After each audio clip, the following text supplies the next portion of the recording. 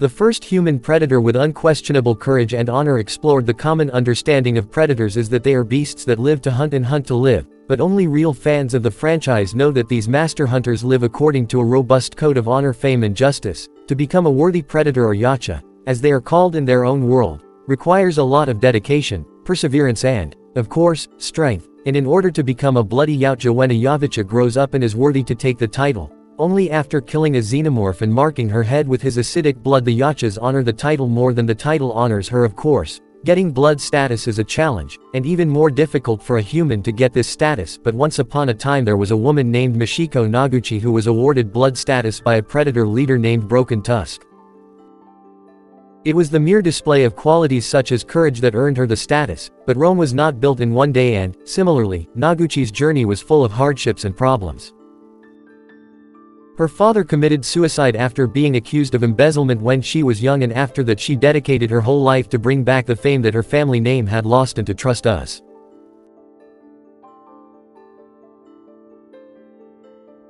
If we say that she got a lot more than she hoped, Michiko not only survived a xenomorphic infestation, but also lived with predators, who often turned out to be better than her in battle tactics and intelligence. At the end of this video, many of you would become fans of her bravery and exciting story. Just a head up, we divided this video into 3 entries to explore the 3 most important comics, in which she appeared: Aliens vs Predator, Aliens vs Predator War, and Aliens vs Predator 3 World War. So without further ado, let's explore this amazing character, whose name itself is a fusion of the Japanese terms for true thousand and child, which means that she is one of her kind among 1,000 children. Before we go into our explanation, we have a very small request. If you like our content, please support us by subscribing to our channel. This is a small click for you, but for us it means a lot. Thank you. Let's start from a broken girl to a bone breaker. Michiko Noguchi's life was eventful from the very beginning, even as a child, while other children enjoyed a carefree life. She was burdened with concepts such as family honor and had the responsibility to win it back then. When Michiko was little, her father Hakira Noguchi was publicly humiliated and fired from his job for embezzling funds. The incident filled one Kira with grief, regret and embarrassment, and he finally committed suicide when the young Michiko realized that her father's body shock and horror changed her forever and made her a cold and withdrawn person. Even though Michiko Noguchi had a normal upbringing, the actions of her father had brought a bad reputation to the Noguchi family. Michiko's mother Keko Noguchi married another man so that she had nothing to do with the surname Noguchi.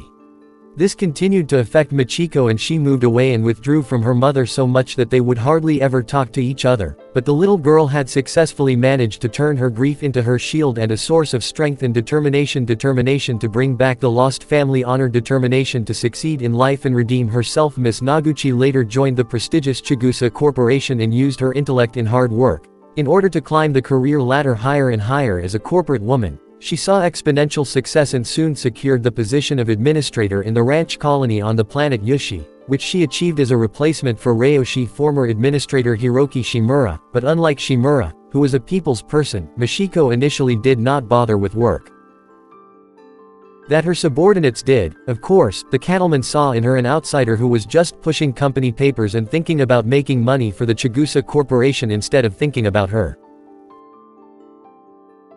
Even the staff of the various establishments of the small Prosperity Wells colony tended to report to Shimura, even though Michiko had taken over the command. So it's not hard to imagine that no one liked her, and you can't really blame Michiko for this cold behavior, because the poor girl had never seen friends for most of her life. She had devoted herself to success and did not do it anyway. It was Shimura who helped her with these problems. He explained to her that it was important to adapt to the job and her people, rather than adapting the job to herself, since she was a smart woman. She heeded Shimura's advice. We have already told you that Yushi was a ranch colony, but what exactly did they breed? Well, the Rancher Association had signed a contract with the Chigusa Corporation to breed the native animals called rent.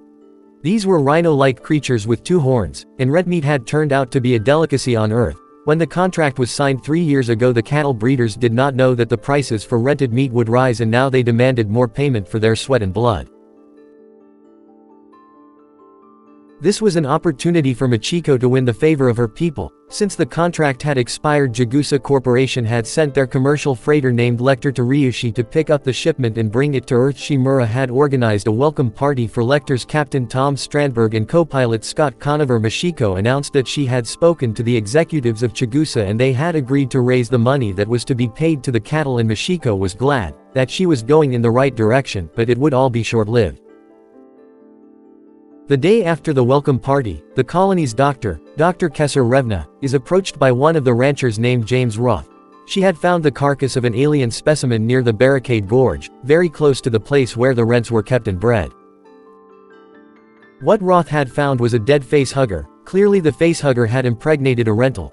Later, Roth went to Ackland, the head of the ranchers, and told them how the rents clashed with each other, as if they were half asleep. Ackland suspected that the rental had some kind of infection and this could jeopardize the transportation of his shipment, because the Chigusa Corporation would want the animals to be quarantined and of course Ackland's payment would be stalled.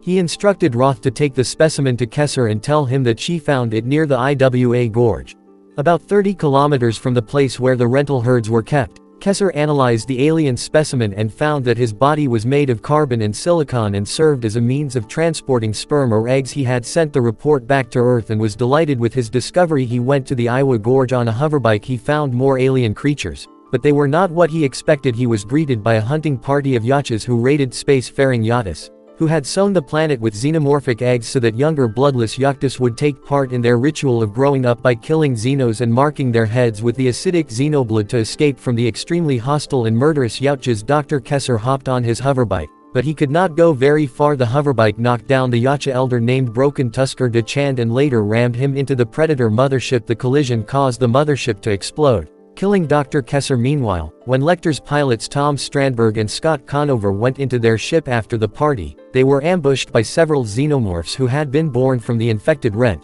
who were loaded onto the ship. The xenomorphs killed the 13 crew members of the ship and cocooned Tom and Scott for later impregnation.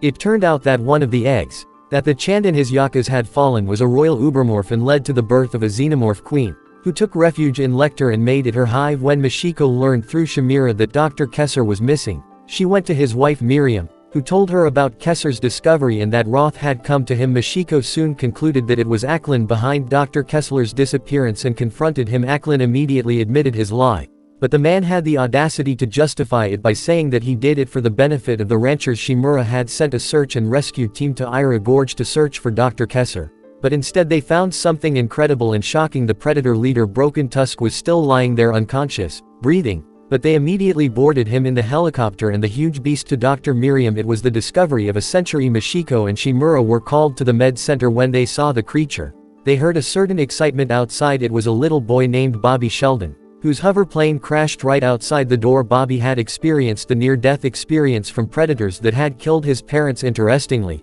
predators do not kill unarmed prey because they believe in a code of honor, but were ready to kill everyone and everyone, probably because they had lost their honor and were filled with anger because of the capture of their leader. Nevertheless, Bobby was taken to the med center for first aid. When he saw Broken Tusk, he was horrified to reveal that it was one of the creatures that killed his parents. Machiko immediately knew that an attack was imminent, but she still had doubts about the nature of the attack and the intent of the predators they were hunting in Prosperity Wells. They were here to take over the desert planet. Shimura revealed that Broken Tusk's belt was made of rental skin, and this was clearly not her first visit to Yushi. Meanwhile, the ranchers and the company's employees began to prepare a line of defense to protect themselves from the upcoming yacht attack. Although Prosperity Wells was never supposed to have a police force, so the people joined forces against the common enemy to make matters worse. There was something sinister lurking in the dark corners of Prosperity Wells, the xenomorphs. When Machiko learned that Lecter pilots Tom and Scott were missing, she decided to do some research with Riley and Mason. When she reached Lecter, she got surrounded by several xenomorphs. But fortunately for her, a bloodless yautja appeared out of nowhere and single-handedly took over the xenomorphs.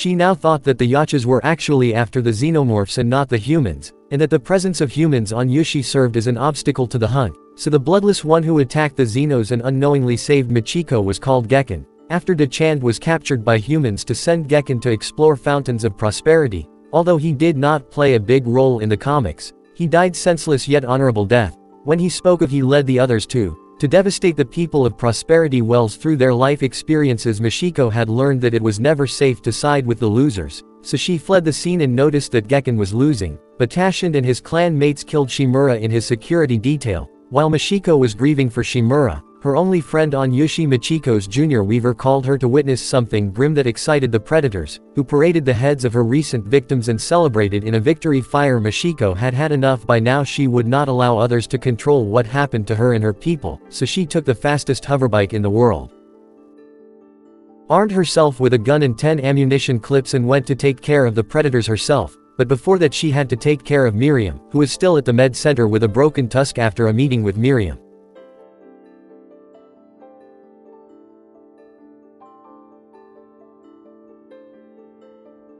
She handed her a semi-automatic weapon and told her to shoot everything that was not human. Michiko then went to the grab bar of the Rents, who had 3,000 of them, or let's say 3,000 beasts that were excited and angry because they were stuffed for more than 33 hours in a confined space and under the heat of 2 suns. Wow. 33 hours is a Ryushi day that she had planned to unleash them all so that they would. Who got in their way? Soon she heard a commotion from the medical center and quickly turned her bike around. Shin had arrived at the medical center to kill Miriam. Surprisingly, Miriam had broken tusks released from his shackles, and he killed Tashin for his disobedience and unprovoked slaughter of innocent people on Yushi. He became especially angry when he saw the skull of a human child that Tashin had kept as a trophy. When the two were fighting, Michiko returned and crashed into the facility with her hoverbike. She rescued Miriam and walked the scene on a helicopter, but now the unleashed Rents had reached the spot and their onslaught crushed several Xenos and Predators. Just as Michiko had expected, Broken Tusk, however, managed to find shelter on a tower, but a xenomorph was after him. He would have died by falling down or killed by the xenomorph. The greatest quality of the spirit besides honor, we personally faith that the life of Michiko Noguchi, the first human who was bled by the predators, is worth turning into a live-action movie. Let us know in the comments what you think of this great character. Come back later for more amazing videos. Until then, we try to live by simple codes of honor and glory. We shouldn't. If you liked our content, don't forget to leave a like and subscribe to us if you don't have a good one yet, and be sure to thank everyone.